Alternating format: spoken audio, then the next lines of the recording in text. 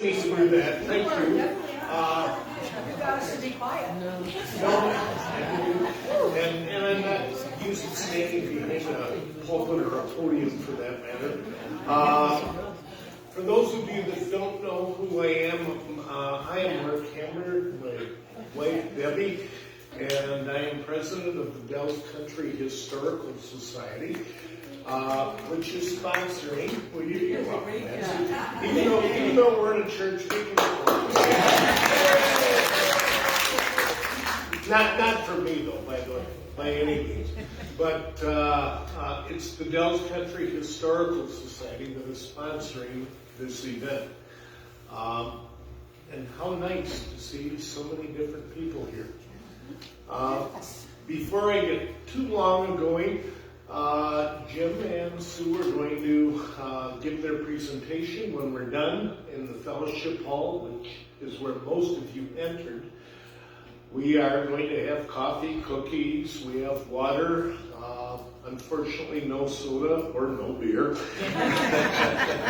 But those are your two options. So please, when we're done, you are more than welcome to come into the fellowship hall and eat the cookies. Whoever brought those chocolate chip cookies that were flat, I don't know who made them. Just like my mom made them, rest her soul. I ate 4 of them, and you only have about 3 left. I want to apologize in advance. With that, I have several thank yous. Number one thank you, of course, is the Briggsville Methodist United Church here. And we have Pastor Jim Cotter here in the second row. I'm surprised he's not in the first row. No, I'm comfortable here. Both parishioners try to get to the back, right? And thank you for giving us the facility here in Briggsville. The other thank you is, I know Debbie, my wife, put a lot of time into this. And the Dells Country Historical Society.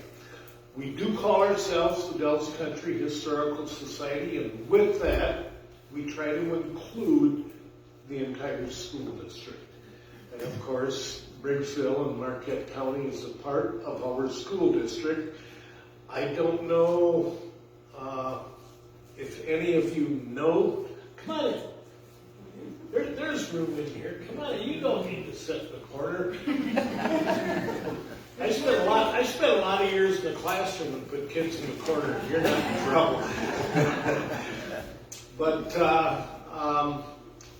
we do have and sponsor the Bowman House and our museum in the city of Wisconsin Dells. The Bowman House is in Bowman Park, and we have been ranked as one of the top 3 museums in the state. Wow. Unfortunately, we lack volunteers, and we're only open 2 days a week in the summertime. But we're always recruiting for people that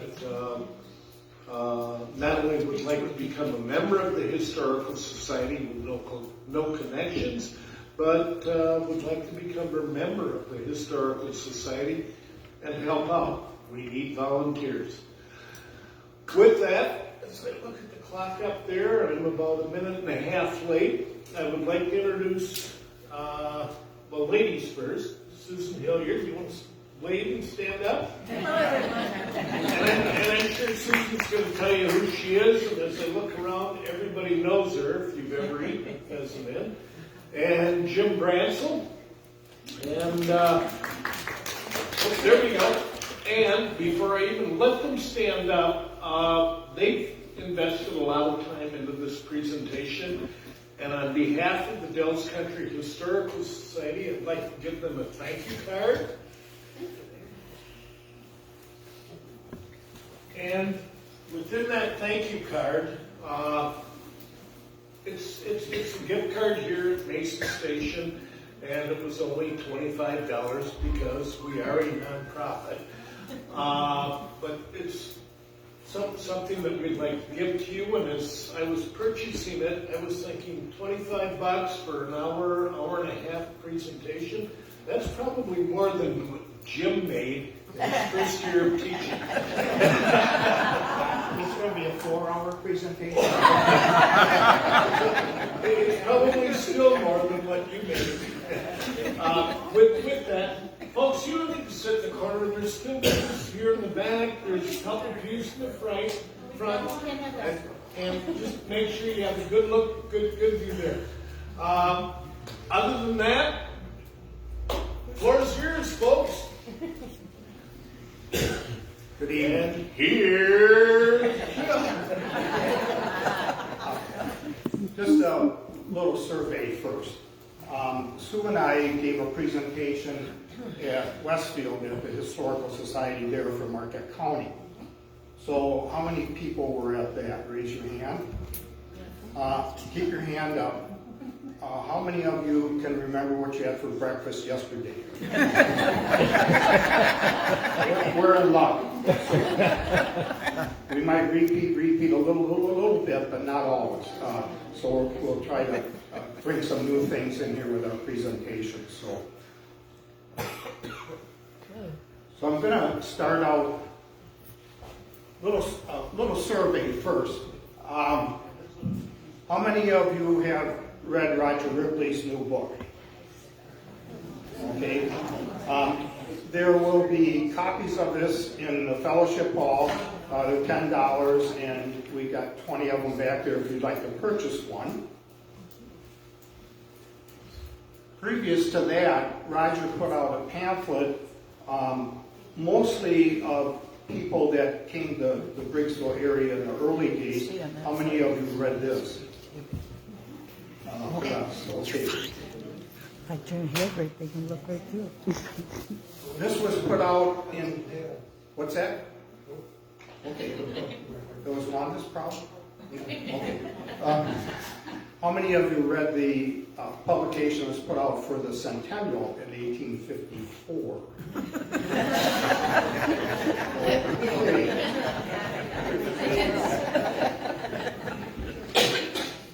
So, 175 years later, people started coming to this area in 1850. Sue and I decided to take each year and take 15 minutes and go through the 175 years. We'll have Meals on Wheels coming tomorrow. And we should finish in time for church service on Sunday at 9 o'clock. Well, up here on the PowerPoint from the Centennial booklet, and I don't know, can you hear me if I'm talking like this? Yeah. Okay. This is a map, and imagine, if you will, if you go down Highway X here past the former Nina Creek School, and you get to the corner, and there's a road that goes to the right, so you go straight on Annika Road. You come to a dead end, and the big slough is there. Well, the big slough was where the North began in 1850. And so, at that time, some people from the Portage area came out, and Butterfield and Briggs and some other gentlemen, and there was kind of like some lodging there right on the big slough. I still can't figure out how they got across the slough. I don't know if there was a bridge there or if they just swam. But, and they stayed there, and then they would venture north into this area that was completely unsettled. And so those early explorers came here and decided to stake a claim, and they would try to find 160 acres, stake their claim, and if they were there for a certain period of time, the government would issue them a homestead. And so, early days. And so what they did in 1850 is, when they came, they saw the Nina Creek, and the Nina Creek came out of Big Spring and came down, whoops, I'm pushing the wrong button, came down here, and they decided to put a dam here, And the person that built the dam was named Mason Lake. And there's two, out here in the marsh, there were two Indian mounds, an elephant and a turtle. And they might still be there, but they're underwater. And then further down, here is where Bonnie Oaks was. And so here's the other branch of Nina Creek coming out of Oxford. And Bonnie Oaks had two Indian mounds there, a bear and an eagle. And so the Indians had, were in this area, and so it was very evident. So Mason decided to build a dam here, and there was two streams coming out of the dam. One was a flour mill, the other one was a sawmill, and the first lumber that they sawed up went down the Nina Creek to the Fox River, up the Fox River to Portage to build the first jail. I don't know why that was so important in 1850, but that's what they did. Also, excuse me here, if you go to Briggsville on 23, east of Briggsville, there's Four Corners here, and this goes up to the recycling center. And at that Four Corners was a Catholic cemetery that was put there. Well, then Aaron Town, who was one of the early settlers here, his house is right here, and he donated land on the lake for the Catholic cemetery, and so they moved it. Hopefully they got everybody. So just a little history there. They had a brick kiln there where they made bricks. So if you go down to the big slough on Annaker Road, you get to the end, and on the right-hand side is a brick home that Art Annaker lives in. And some of the bricks of that house were made here in Briggsville. That's cool. This is the first plat of Briggsville. So this was developed October 13th, 1854 by A.E. Briggs, Alexander Ellis Briggs, and Aaron Town. And so they had, you can see the dam again, and this was called Water Street, then it was called Nebraska Street, and now the new dam is sitting here, and there's just a walkway there. So you can see the first plat. This is a public square, and somehow Mason Station got in there.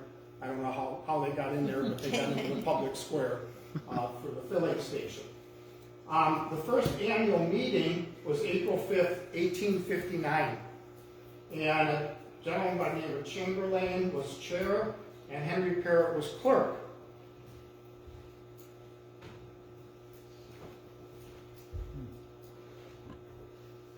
This is their book that is in the town hall of Briggsville, and are the minutes of the first 10 meetings that they had. Now, I'm town treasurer for another month, and so it was interesting to me to look at the tax roll.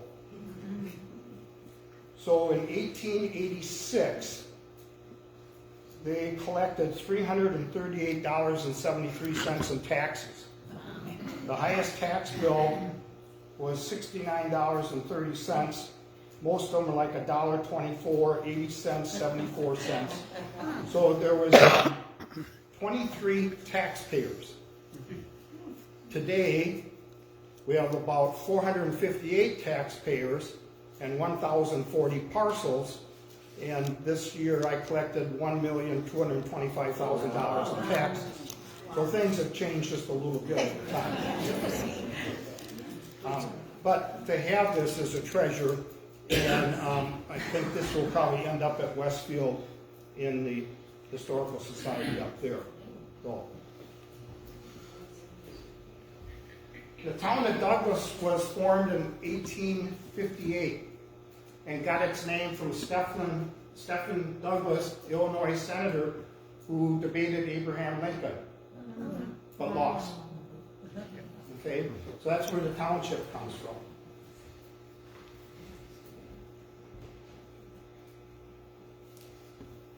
So in Roger's first publication, he went through a lot of the early settlers that came here.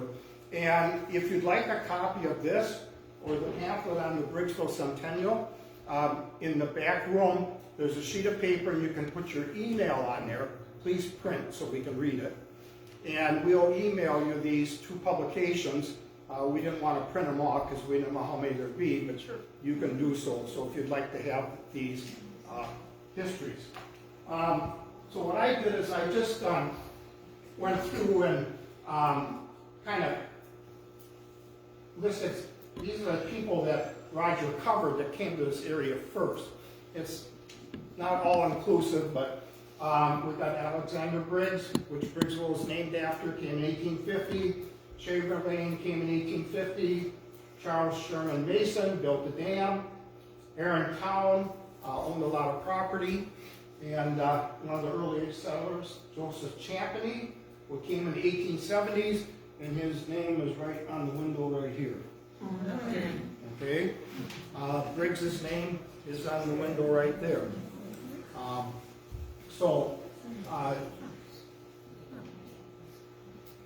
James Kimball ended up becoming the Kimball store.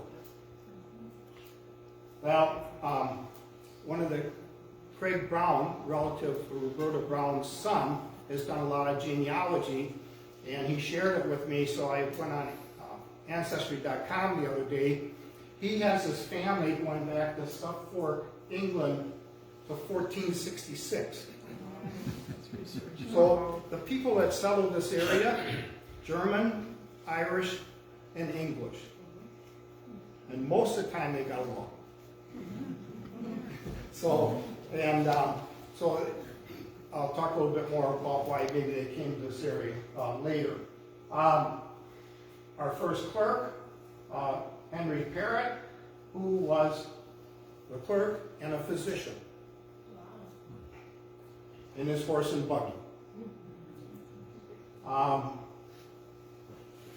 McMellans, which are not in this area anymore, but they were there for a long time.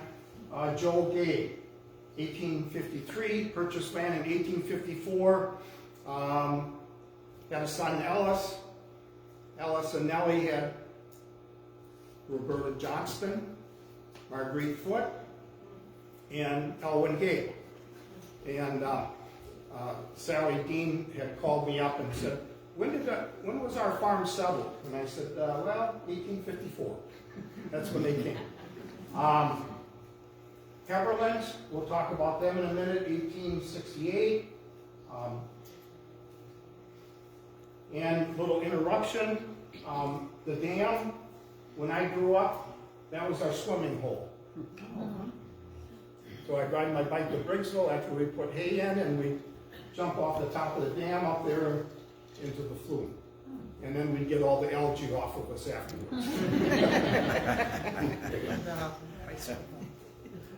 The Joyces came in the 1880s. My family came in 1870 and purchased the property that I live on now, and our name was Brancel instead of Brancel. That was changed in the late 1800s. A lot of name changes if you look back in your family history. The Lintners. A couple Lintners here. Yeah. 1895. Hilliards. Craig. 1880. The Cornings came in 1860. And in this pamphlet, Roger talks a little bit about the history of the Big Slough and also pretty extensively about Bonnie Oaks, which was purchased in 1857.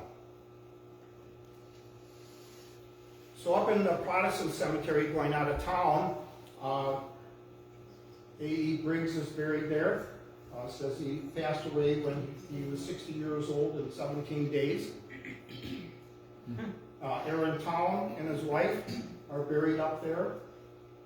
And then if you live in this area and you have abstracts of your property, if you look in your abstracts, a lot of times it goes way back and a Waldo owned it. And the Waldos were like one of the first real estate agents in the area, and they purchased a lot of land and then sold it off. So go to your abstract and find Waldo. If you can.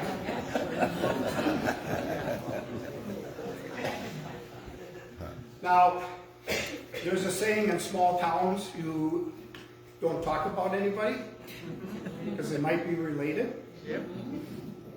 Well, here's an example.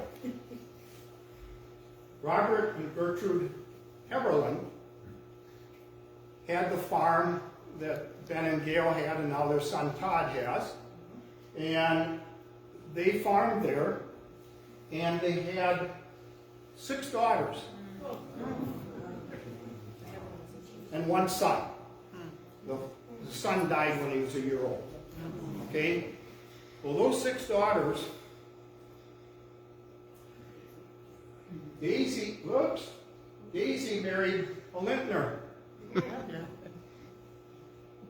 Ada married a baker,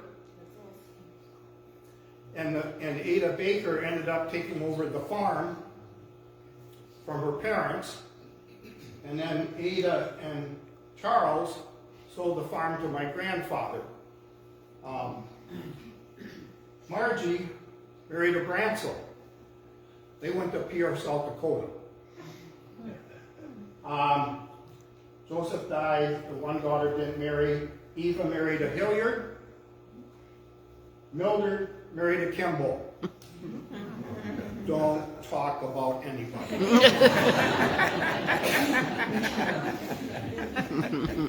And I'm sure there's many more examples. Just a little more here, and then I'll turn it over to Sue, and then I'll come back towards the end here. Briggsville United Methodist Church, kind of an interesting history. It was started by the Universal Society, and Joseph Bacon was a preacher, and on July 4th, 1873, a tornado blew this building down. And the Universal Society rebuilt it, and it was, then I'm going to skip over the Catholic Church for a second, then it was sold to the Methodist Church for $700 in 1879. So in 2029, this will be here 150 years. Back up to the Catholic Church, that land was donated by Briggs, A.E. Briggs, and it was built in 1864. It burned down on Memorial Day, May 30th, on a Friday, along with the house next to it, burned to the ground. So this church got hit by a tornado, the other one burned to the ground. Last few years we've been doing pretty good. So, so then we got the land here was deeded by James Briggs, son of A.E., we got the land for $1. In 1898 we had 28 members. The parsonage next door over here was a parsonage. We built that in 1894 for $1,100. Then Sunday school started, and we added that side room over there that Mark's sitting in. Because the Sunday school was growing, and there was Sunday school rooms up above. We built that in 1882. And we went from 30 kids to over 100 kids with 10 teachers in Sunday school at that time. Wish we had that problem now. So they lifted this building up in 1944 and put a basement under it. Kind of backwards. The fellowship hall, back where we're going to meet afterwards, was built in 1959. We got a new parsonage down in Buckley Shores and sold this house over here. Front entryway we added in 1973, and that sign right up there on the wall was above the front door coming into the church before we built a new entryway. New pews in 1982. So we've been a 3-point charge for 79 years from 1940 to 2019. We had Briggsville, Mountainville, and Endeavor, UCC Church. And then we split off, and now we have just Mountainville and Briggsville, and we take turns having services.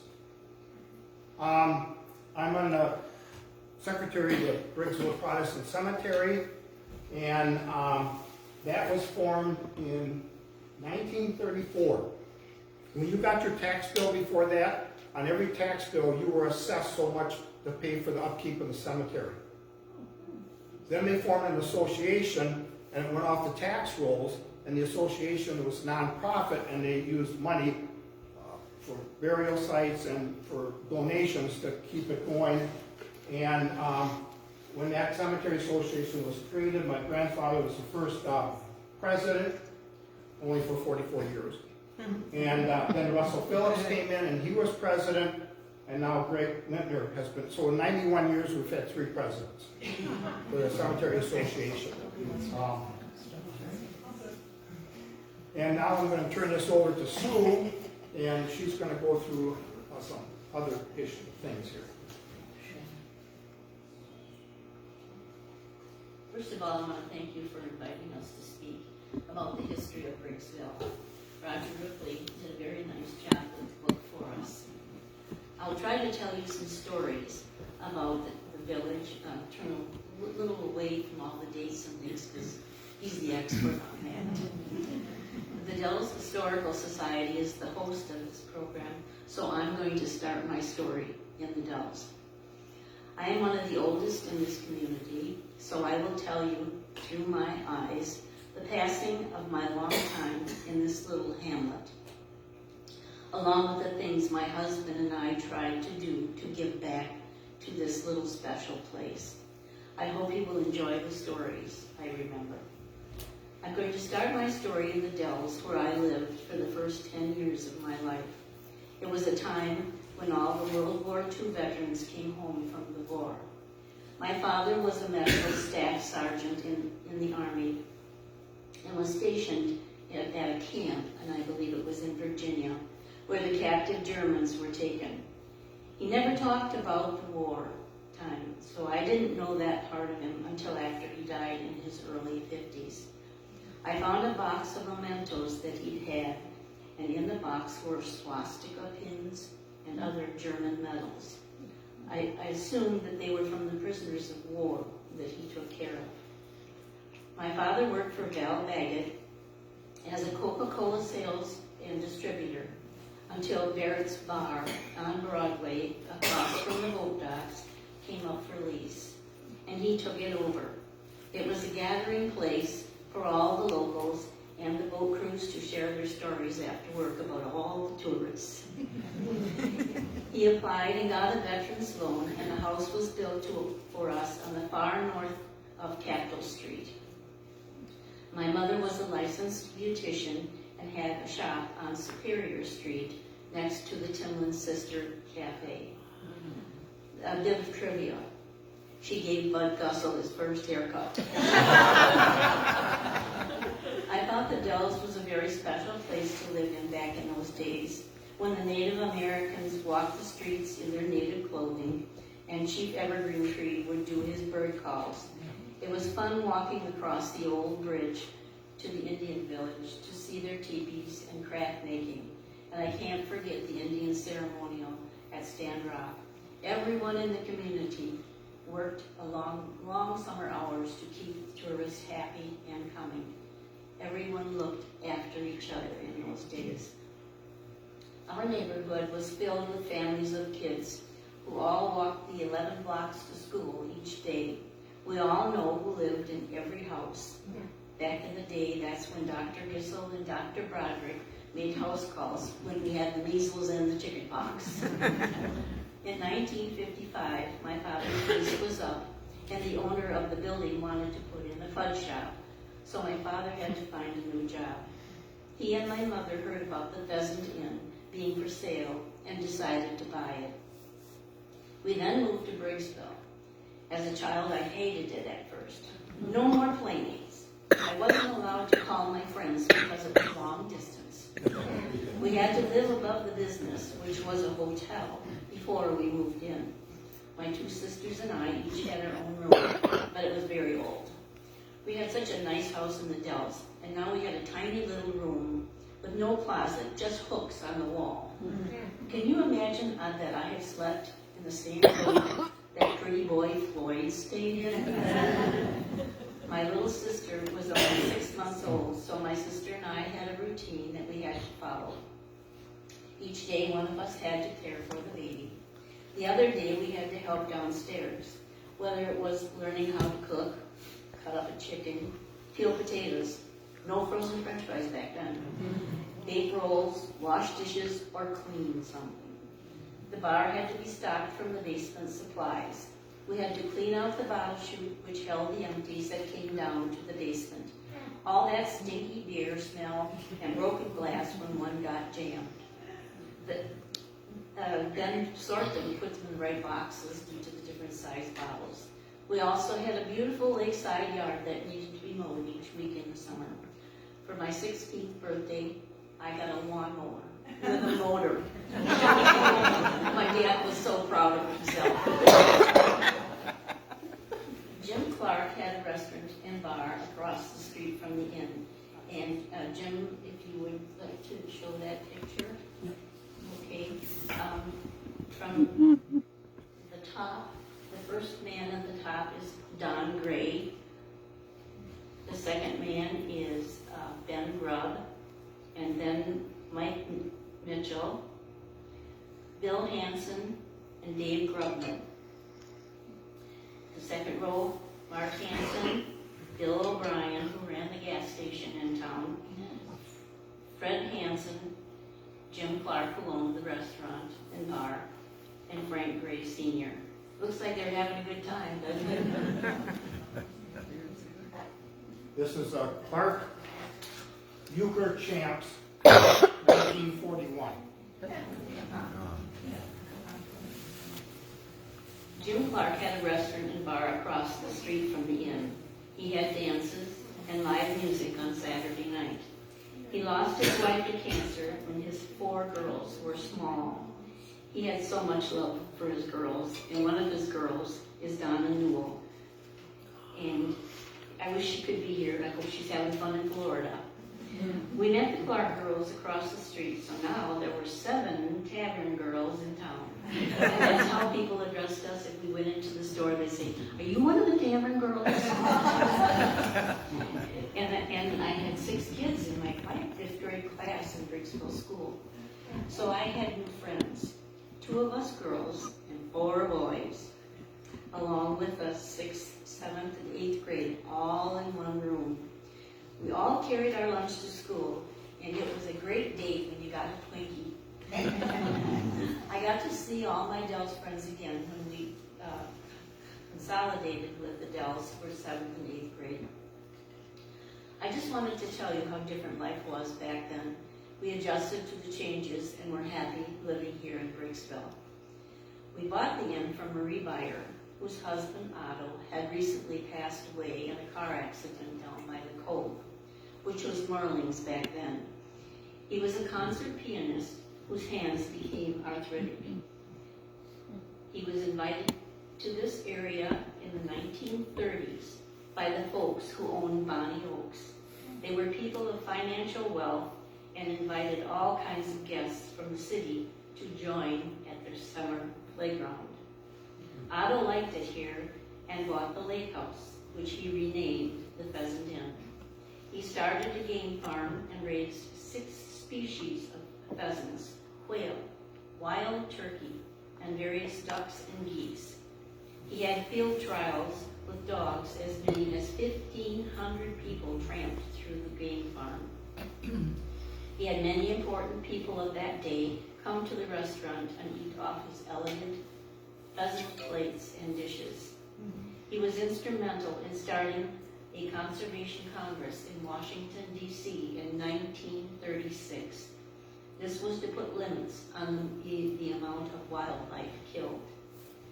The lake was drained in 1956. This was a very interesting time. The carp, a rough mud-digging fish, were all seined out and hauled away by dump trucks. All the water gone except for the little bit out in the middle. The lake was a tamarack swamp before the ancestors dammed it up. The lake was full of huge stumps because they cut the trees down after the lake froze over. and left the stumps there. The whole shoreline was stacked high with stumps and dead fish that were caught in the nets and the stumps that were hauled out of the lake. It was kind of hard to have an appetizing Friday night fish fry, wasn't it? When it smelled like a dead fish outside. They had to dynamite a channel to allow the rest of the water to flow through the dam. Well, the day came, and we were allowed to go out on the roof of the inn and watch so we would be safely out of the way. We put Punky, my little sister, in a laundry basket. Well, dynamite went off. Tons of mud shot up into the sky. The blast shook the building and broke the windows.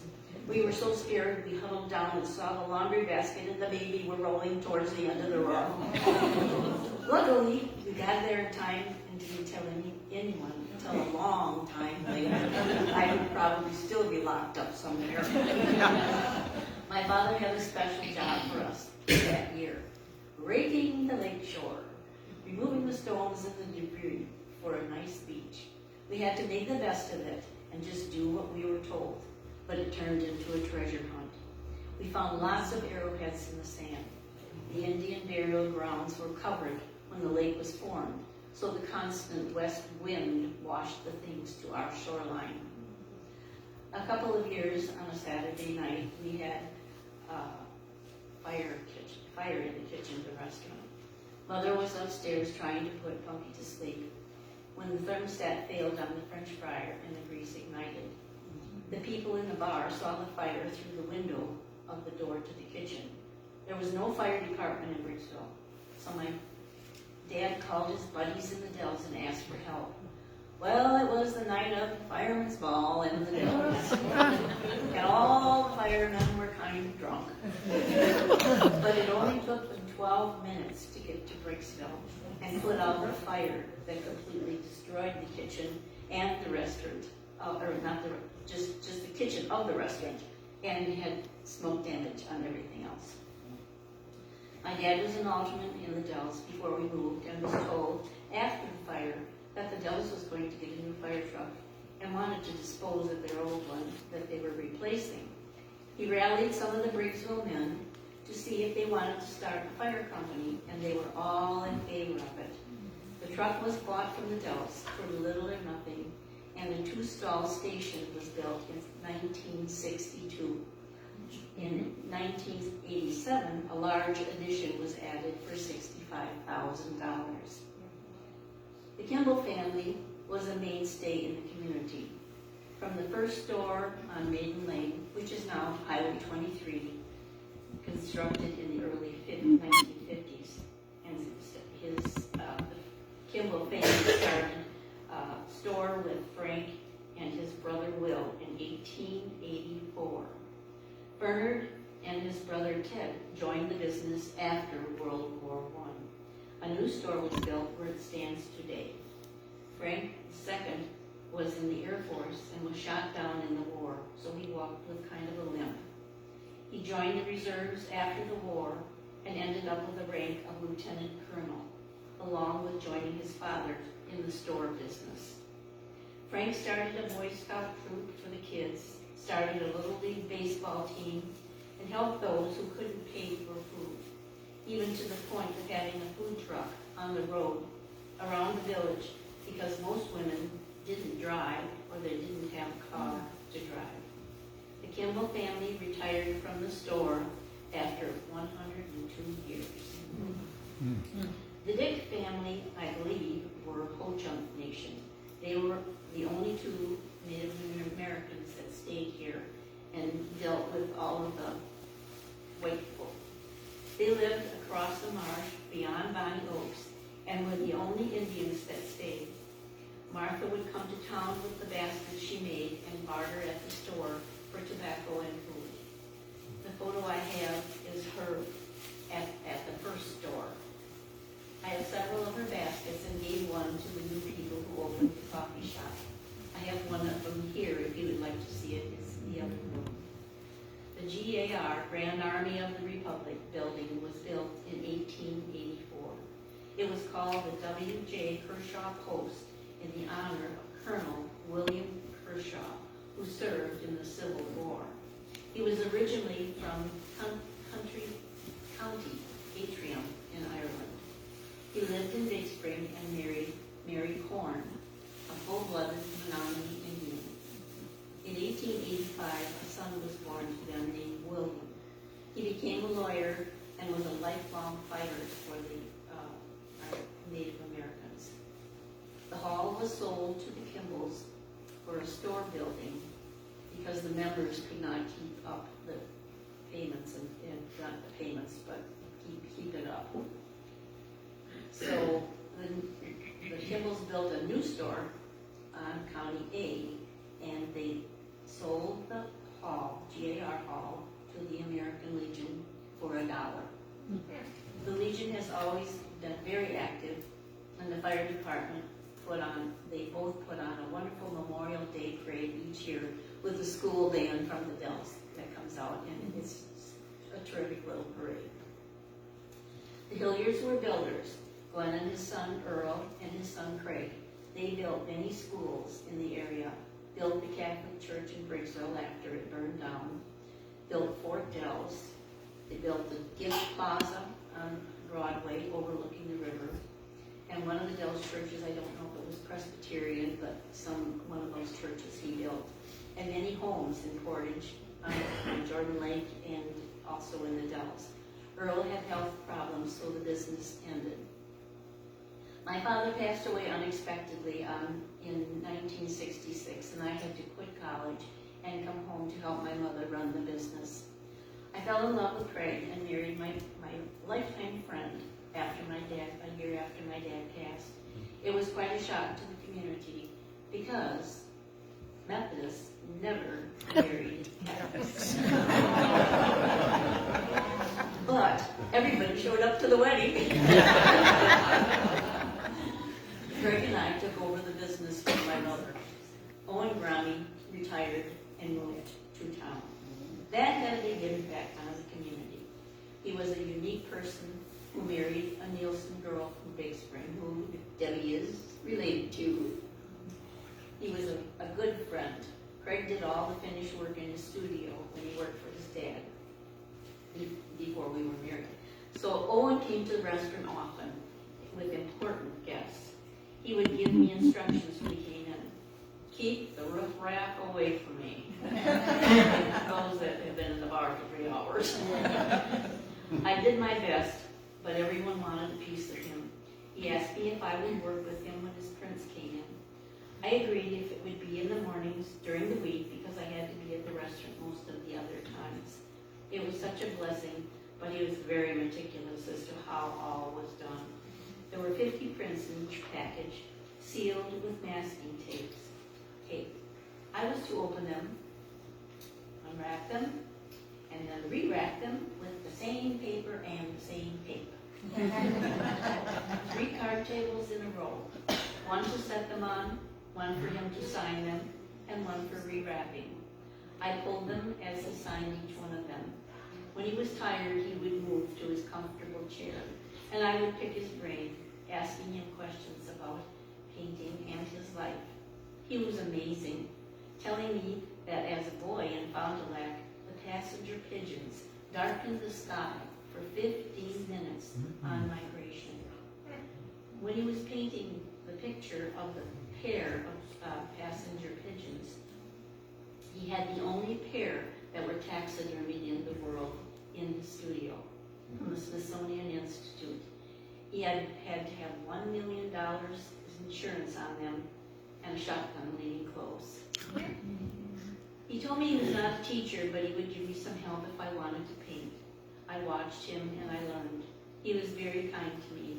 And for my birthday, he insisted that Craig take us and Ann to Milwaukee to the M&I Bank to see the paintings he was commissioned to do for all of the corporate offices. Wow, they were so beautiful, it almost looked like you could walk right into each one of them and hold a bird in your hand. One day, he asked me to catalog all of his awards in the studio. He was in his 80s at that time, and he was very tired, and he always wanted to paint something he wanted to paint, not something that everybody else wanted to paint. I don't believe I told you that he was a curator of the museum in Milwaukee, and that's where he got his start. So I went about cataloging his awards, and I came to this very large ball that looked like straw that was painted gold. I told him, oh, and I didn't find any information on it. And he said, that was from Chappie Fox's, the Circus World Museum in Baraboo. It's an elephant turd. I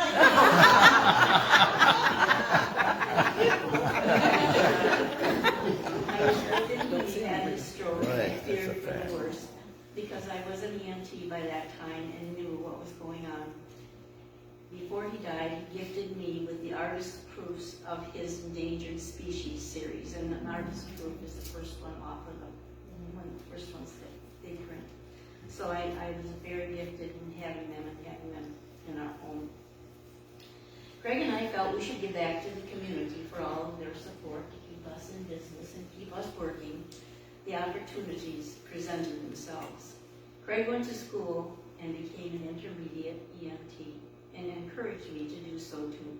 So I did, for 12 years. He for 23 years, and we had an ambulance in Briggsville. Greg was a fire warden for 20 years. Greg has been the keeper of the dam for 45 years, and has raised the gate on yesterday, to bring the level back up for this season. Greg joined the fire department in 1963 and served for 40 years. Greg was a deputy coroner for the county for 2 years. He served on an MATC board in Madison for EMS for 2 years. When we got an ambulance, Craig was coordinator for this end of the county. People encouraged me to run for the town board, so I did, and I won. I didn't know what I was getting into, but sure learned what people wanted and what they didn't want. When my first term was up, the chairman was retiring, so I was asked to run, so I did, and won. Well, all was going well, and the DNR did a dam inspection, and it failed, and it was condemned. The letter came that we were ordered to put in a new dam. It was a long process, but I learned what I could do and what I couldn't do. We had to get the money and needed help, so we went to the New Haven Township for help, and they agreed to share the cost with us. The lake is considered an Adams County lake because most of the lake is in Adams County. We are Marquette County, and the dam just happens to be here. Little did I know what would happen. The construction started in the summer of 1992 with a cofferdam. The edge of the cofferdam wall went through the winter fine, but developed a leak when the frost went out very early on a Sunday morning. A man was videotaping the progress of the dam and saw a leak and ran to the restaurant to tell us. A crane was sitting near the breach. Luckily, Craig had a key, but it takes 15 minutes for the hydraulics to get going. The breach was getting larger by the minute. Craig jumped out of the crane, and a few minutes later, the crane went into the mill pond. The governor had to be called to lift the weight limits on the roads so we could get dump trucks full of soil to fill the breach. After the pilings were pounded in, the dump trucks worked all night long, 56 semi-loads of dirt to fill that void and stop the water. It was a disaster, but it wasn't our fault. The DNR told us that on that day, 55 dams in the state went out. We started a snowmobile club to get trails into the township. I made the mistake of going to the Marquette County Snowmobile Association meeting and it ended up as president. You know how that goes, don't you? This is quite a story. The only other girl in my class in Briggsville, her name was Sue Ellen Joyce, was the appointment secretary for the governor. She called me one day and said, "Are you really the president of the Marquette County Snowmobile Association?" I said, "Yes, I am." She said, "Governor Tony Earl wants to appoint you to the Governor's Snowmobile Council." I needed to know what that entailed. Of course, I said yes. What an honor. They didn't tell me I would be the only woman on a board of 15 men. I practically had to stomp on the top of the table to get anything said or listened to. It was a blessing in disguise because council decides who gets appropriated money from the state. I was right where I needed to be, so I wrote a grant for the snowmobile bridge over the new dam, and I got the money. If I had not gotten it, there would be no access over the dam, and that would have been sad because that was always a road before it was, torn apart. When my first term was over, there was a change in government. Tommy Thompson was the new governor, and he called and asked me if I would stay on the council, and I did. Well, Craig didn't have a problem with that because while I was in meetings all day, he was chaperoning all the wives of the men on the council on the snowmobile trails. Once we got through the dam disaster, I had other things the residents of the town wanted. I looked to see if there were any more funds for townships, and again, the DNR came to mind. We needed money for a boat launch repair, and a new pier, and a place for fishermen to park their boat trailers and vehicles. Well, right next to the town hall was a small hill that would be enough for parking if the soil was removed. The ballpark needed to be leveled so the dirt from the hill could go there, and that is what happened when I wrote another grant. The school board decided to merge Big Spring School with Briggsville School. We needed to find a place for a new school. I mediated with the Foot family and the school board until a decision was reached, and we got a new school. Our little village had a new look when all was done. We always had schools here until Progress closed our beautiful Neely Creek School. We were lucky that our 3 children knew how to handle the business when we were out doing our civic duty. They all have good careers now, but not in the hospitality business. Craig and I retired and sold the business in 2019. He works part-time at Quick Trip in Lake Delton, and I take care of the National Shrine of St. Philomena here in Briggsville. I painted a picture of her, and it was picked as the official image of the Universal Archconfraternity of St. Philomena in Italy, where I sit on the executive board, and I am the director of devotion to her in the entire United States. I have placed some cards with my image on them that are for anyone who would like to have one, and there's a little card there that tells how when the shrine was built and what it's all about. And if you see a bus go through town, it's usually headed to the shrine, and it takes me an hour to tell them the stories about St. Philomena and how she has helped so many people. It's been my pleasure to share this talk with Jim Brancel, who has taken care of the township books for 40 years. Wow. There we go. See another one. There are others that have kept the township a safe place to live. The fire chiefs, the American Legion commanders, and the priests and the pastors that have helped in making us who we are. So I want to thank you very much for coming. And if Jen has anything more to say, I've kind of blabbed down here for a while. A couple of things. All right. Thank you, everyone.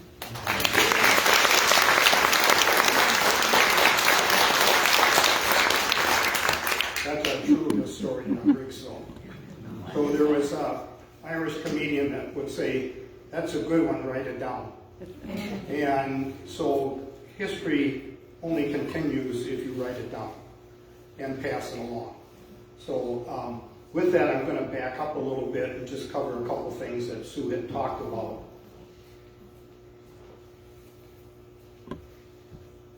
Kimball Brothers store was also in the funeral business. And so they would always, when a person passed away, they would come to the home and embalm the person at the home. And you would keep the peace. So someone would sit with them until the burial. And when there was an infant fatality or death, they would have little carrying baskets, and if the infant had died of a contagious disease, they had a glass cover over it. So things have changed a little bit, but infant fatalities were very, very common in the old days. And if you do any genealogy and you walk the cemeteries, you'll see that. My wife and I went to Germany in 2009, and we got into the church records, which I'll show a couple slides of. And the very first thing they did in Germany when a child was born is they baptized him the same day, because they didn't know if he would survive or she would survive the second day. With that being said, we take for granted now good health. Henry Dick is buried in the Briggsville Cemetery in an unmarked grave. I do not know if Martha is there. But I do know where the grave is. It's on the top row next to the Stolte family. And perhaps someday we should put a gravestone there to recognize him. The centennial that we had in Briggsville, I was only 5, so I don't remember it. But some pictures of that in auto wire. Baseball teams, Sue, I don't know if you can name any of those. I think your dad is up there. Yeah, I can, if I can see it, you don't have one. Okay. And maybe I'll just talk about, okay. So your dad is here. That's my father on the right.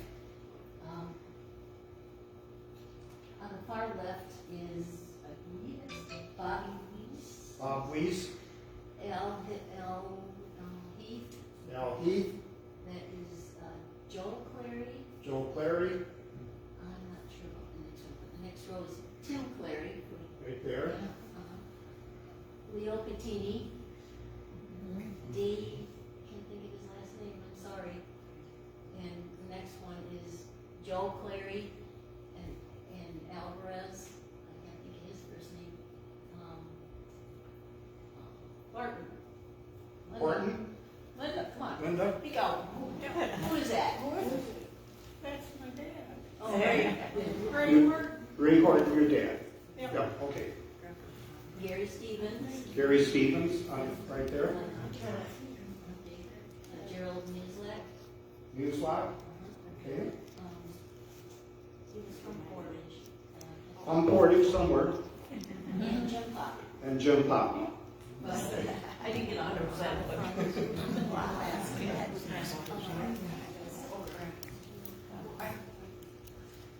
So in 1971, I graduated from Stevens Point, and my great aunt gave me Owen Grammy's Birds of Wisconsin. So I called Owen up and asked if I could come down and visit him. So I took my book with me, and he signed it here. He did a little extra, he drew a goose in there. And it was October 23rd, 1971. So we got talking, and of course, Owen was a hunter, and I had floated the Nina Creek in the morning duck hunting, and he says, you know, I just love to shoot jack snipe. And I said, well, when I floated the creek in the morning, there were several snipe in the marsh bogs. He says, let's go hunting. So Owen and I went out snipe hunting. And I think we shot 5 snipe. And he thought that was the greatest thing ever. I let him keep them. And so anyway, then later on he called me up and he says, you want to go duck hunting? I said, sure. So down in the marsh here, he had dug a pond. And we went down there, and he had hand-carved wooden decoys that he made and hand-painted. And we put those wooden decoys out in the pond, had a blind. He had a hand-carved wooden goose call that was in the shape of a goose head. And he blew through the bill to call the geese. It was a bluebird day, there was no ducks anywhere, and one lone goose came flying over, way up, heading for Portage, and Owen got on that goose call and started calling, and that goose did a 360, turned around, and landed in front of us in our decoys. Couldn't believe it. So, and I sat in his studio many times and watched him paint. I saw the passenger pigeons in the cages there, and we became very good friends. I painted the outside of his house twice. I painted in the summertime when I wasn't teaching, and I painted the inside once. I told him I had autographed it, but I wouldn't tell him where. So, and when Owen died, I was at the graveyard service in the Briggsville Cemetery, and a flock of sandhill cranes and swans flew over. Just eerie. That's eerie.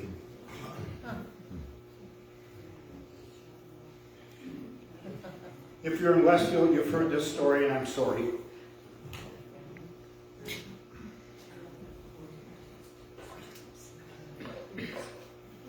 This was my cell phone in high school. So, I went to college at Stevens Point my freshman year, and the admissions office called me in the first week and said, there's been a problem on your form. You don't have your proper phone number. I said, well, what's the problem? She says, well, what's your area code? And I said, 67. She says, well, what's your phone number? I said, 12. Lucky I didn't get kicked out. So, we had 12 people on the party line. Now, test.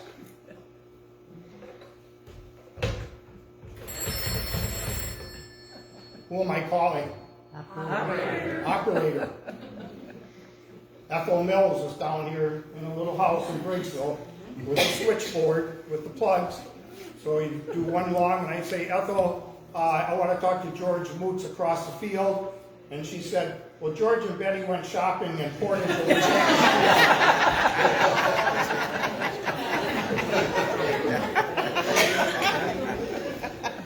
So then when I was dating Carol in Portage, I'd have to call Ethel, give her Carol's number, and we'd be talking. Well, my phone number was one long, too short. But when our phone rang, all 12 other phones rang. So Grandpa's number was one long and three short. Ben, were you one long and four short? Ben here? No? Anyway, you had to listen. Well, some people, they heard the phone ring. You just picked it up.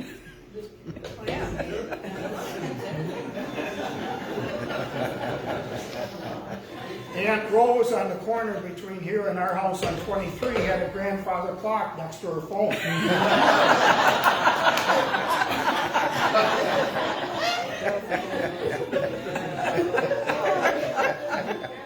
Libby, Nellie, and Hugh Hines up by the recycling center were hard of hearing. So they had the radio up. So I'm talking to Carol, the grandfather clock is going, the radio's going. This was social media before Facebook. Whatever you said spread faster than anything. Now, the other thing is, talk about the fire department. If your phone did this, oops, 5 short rings, fire. Everybody picked up, fire down the road at such and such house. Everybody got in a pickup truck, a couple buckets, went down there to put the fire out. So, in 1971, when I was graduating from college, my mom called and said, we're getting dial phone. I said, keep the old ones. That one, which was in the basement, Grandma would use that to call the barn, see if they were done milking. And this one we had, the desk phone. And I said, keep the phones. And so I was telling my granddaughter, 12-year-old granddaughter, about this this last year. And she says, Grandpa, what's a dial phone? Things change. So Briggsville was the last place in the state of Wisconsin to get dial phone. So we're famous.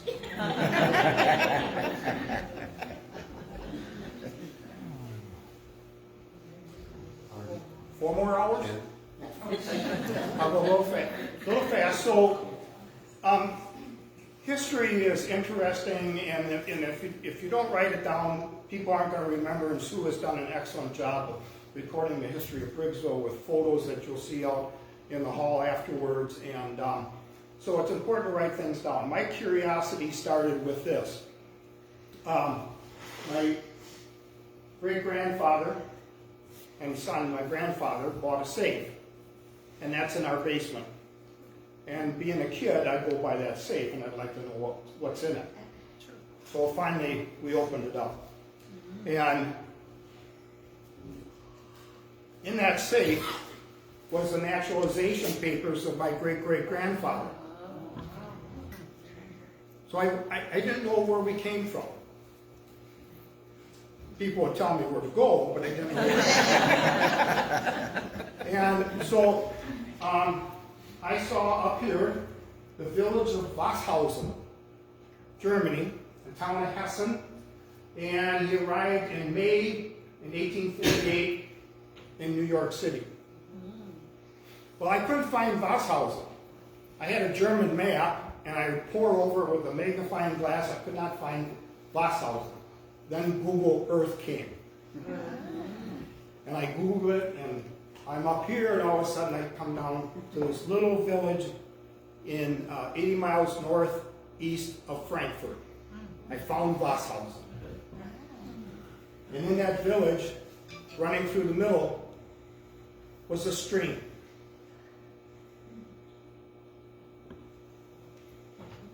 And my grandfather came and bought a house by a stream. So, Marguerite and Bill Foote, between here and our place on 23, passed away, sold their house to George Cordray, and Marguerite's daughter Joni was cleaning out above the garage, and there was a trunk up there. Well, in that trunk was a picture of my great-great-grandfather and grandmother, charcoal drawing, and I had it digitized. Okay? So I didn't know what they looked like. They weren't smiling, but they never did back then. And so anyway, I got to learn about that, and they're in the Briggsville Cemetery up here. I have the receipt for the cemetery plot that they bought, 4 plots for $5, perpetual care. So this is the house he was born in Washausen in 1827. It's still standing. So when we went to that little village in 2009, the village was having their 700-year centennial. We're talking about 175 years. They were having their 700-year centennial. It was just fantastic. And that's the house today. They've done some additions to it. And almost all the houses there, the barn is hooked right onto the house. So when you're walking down the street, you might pick up some odors. Well, it's coming out of the barn, not the house, but okay. So we were able to hook up with a genealogist in Germany that could read the old German script. And long story, but that's a relative on the left, Ingrid. She was a Brancel, and I got hooked up with her, and she found a place for us to stay when we were there. And so here's the old German script, and in that script is my 3rd great-grandfather when he got married. And so what they did in this German script is if people left Germany and went to the United States, they wrote it down when they left. And so they had very accurate records back then, but to find someone to read it and translate it now is not easy. And so we left Germany, and we left with 17 more pages of family history, just by going and looking at the church records. So if you don't know where you came from, you can do a DNA test. And being a biology teacher, I jumped on that right away. So I had my DNA read. And so this is my DNA, 43% German, 43% English, and a little splattering everything else. And when we did this a few years ago, I started out 23% German. So they keep changing it. as they get the database and more markers on the genes, they can narrow down your lineage better. So something that you can do. This is what that area in Germany looks like. Can you see why people came to Wisconsin? Yeah. And it was like coming home. The topography is very, very similar, kind of somewhat eerie. It's like you're walking on your own land from one place to another. The thing that we like about Briggsville probably now is all the sunsets. And so Lake Mason is famous for that, and we enjoy them. At this time, I don't know if there's anybody that would like to share anything before we break off, if anybody has some interesting anecdotes about Briggsville or family or anything. You can talk into the microphone. I have a basic question. I'm from Wisconsin Dells, so I don't know your whole history. When did it change from the name Douglas to Briggsville, and why did it change? What made it change? Who made it change? From Douglas to Briggsville? Yeah, was this area originally Douglas way back then? No, it started out as Briggsville, and then Okay. Douglas Township was formed. Actually, Marquette County was formed before either Douglas or Briggsville. So I had a date for Marquette County. Give me your phone number, I'll call you at 2 in the morning. I'll look it up. Good question. Other people? So it was always Briggsville? Yes. Okay. Yeah. Always Briggsville.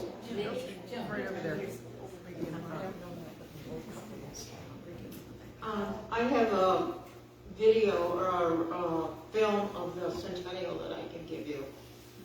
My dad, I think my grandma took, I don't know who took it, but it's a picture of the parade in the centennial. So That would be nice. I put it, I think we put it on video, didn't we? Yeah. Okay. Yeah. So it's very interesting. Okay. A lot of the men wore top hats. I still have my dad's top hat that he wore. The original, it's got a Quran in it, whatever that's over it. So. Vicky's grandmother was married to Bill Brancel. Okay. I can talk about it, I don't need that thing. Does the Slowey family come into the picture? Because our farm where I live was very Slowey. Slowies were very prominent and early settlers in the area. Yes. Yeah, Slowies. Big on the cement in the barn. Oh, okay. Okay, yes. They've been in the area in early times. Yeah. So why did the spelling of your last name change? Say it again. Why did the spelling change? I have no clue. Why? Huh? Well, okay, so like on the naturalization papers, there was an S there, because when in Germany they translated the Z meant an S, the W meant a V. So Wasshausen starts W-A-H-L-S, but they say Wasshausen, they say a V. So they pronounce the letters differently, if that answers your question. But why they changed the name, I don't know. But when they did change it, everybody changed it. So, The ledgers didn't change theirs. I No. was still spelled with two N's. yeah. Very common. And that creates problems if you're looking for a family.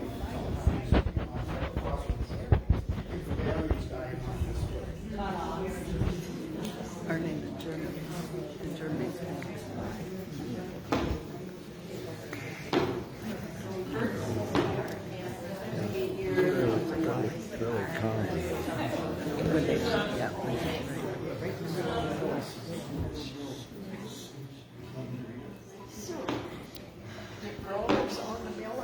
This is from Diane Vince, Point Diane Fisher.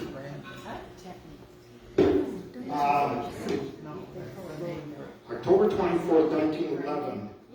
When I left Frisco last spring, a great many of my friends requested me to write to them in regards to the country here.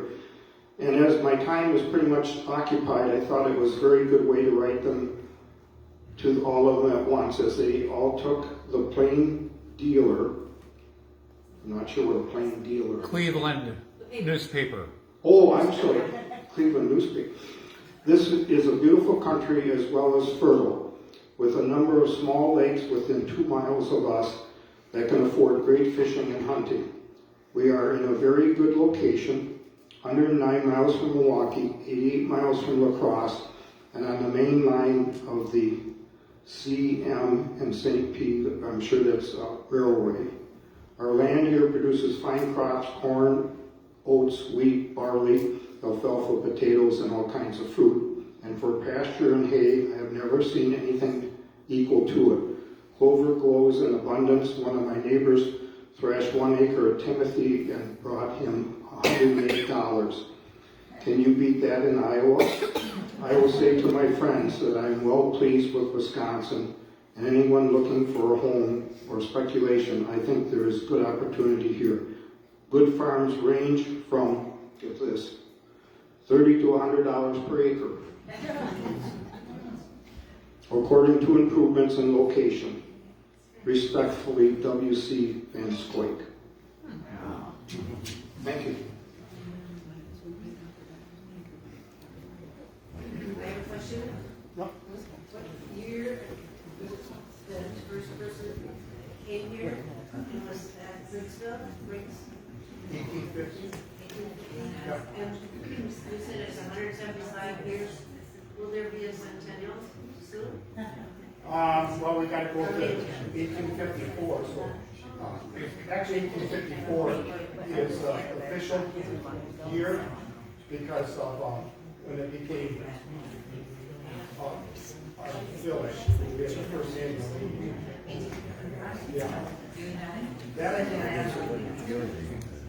I married a wife.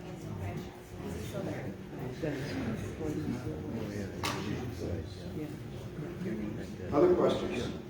Yeah. I have a question, Cheryl.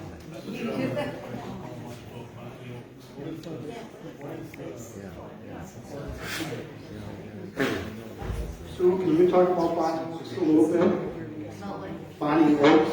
Yeah, what do you want? Just a little bit of the history.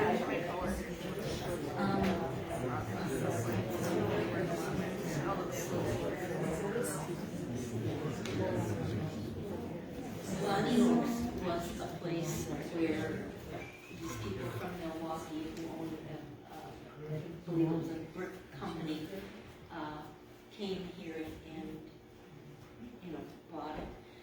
All I know about I know some of the things. The grapes that are at Bonnie Oaks were brought from New Hampshire, from the original people that came here. There was a tower. The Greens had lots of affluent friends, so they built a tower so that the poets that came could have a place to write. And one floor of that tower held a grand piano, and I believe that was one that Otto Meyer played because he was a concert pianist. They had the main house, they had barns, they used to raise sheep. I have a very interesting story that's on videotape that I did with Sis, who was the one, Taki Green's sister.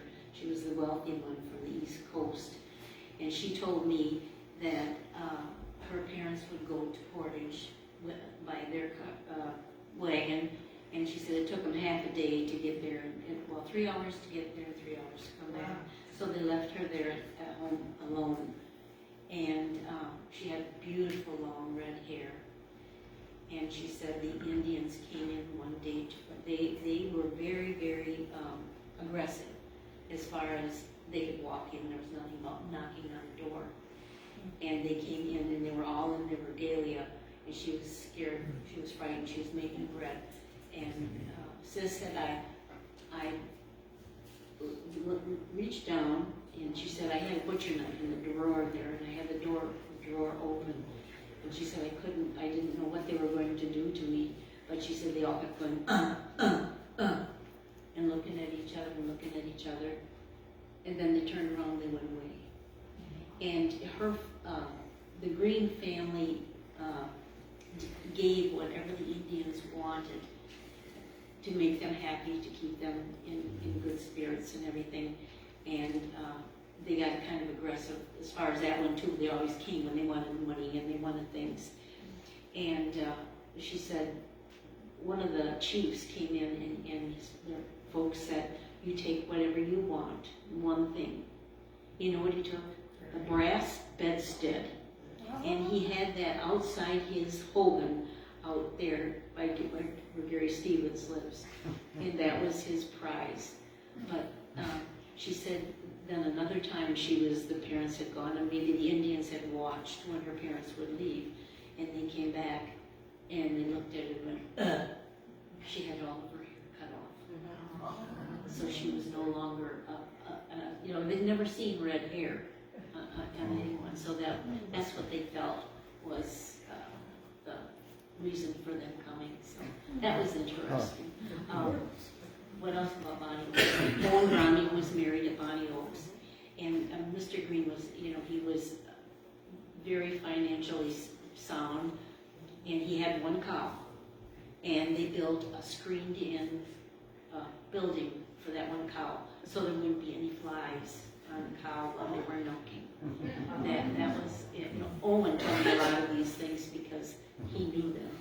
And it was a beautiful, beautiful place right by the Nina Creek, and that's right where Jim said the mounds are there. And they're still there as far as I know. But then it went to, what was his name that owned it? He was the Shaw, yeah. And they fixed up a lot of the houses and things, and then there's a lady that came and bought it, and it's totally, whoever's going to buy it, because it is for sale, is going to have a lot of money to put into the buildings because they weren't cared for. So anyway, I have a history written, but I didn't read it lately, so I'm old. The Historical Society was out to Bonnie Oaks one time, a long time ago. Okay, that's probably when Mr. Schultz owned it, because At that time, it was sort of a retreat for artists or. yeah, it kind of always was. Like I said, the Greens had all kinds of things different. Other questions? Everybody ready for cookies? Yeah. Where's this body again? Did you mention it's down the road where they go? If right from here, it's straight across the marsh. You can walk across the marsh from right here. So you have to go down an exit and then on Third. And there's no sign out there anymore. So there's still buildings. You can't really see them on the road. Is it still for sale? So if you go out of Briggsville East and you go 2 miles out and there's 3rd Avenue and you turn right on 3rd Avenue and you go south, there's going to be a big hill I call it Belly Hill. And Bonnie Oaks is just to the left along the Nina Creek here.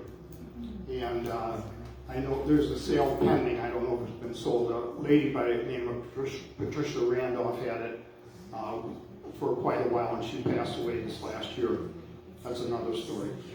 Travis Thomas set up the sale, go on the website, see pictures of it. What is it called? It's on Third. 3rd Avenue. Other questions? Okay, thank you for coming, and cookie time, Mark.